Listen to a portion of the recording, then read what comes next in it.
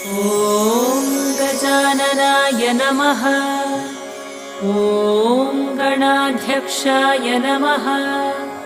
ॐ विघ्नराजाय नमः। ॐ विनायकाय नमः।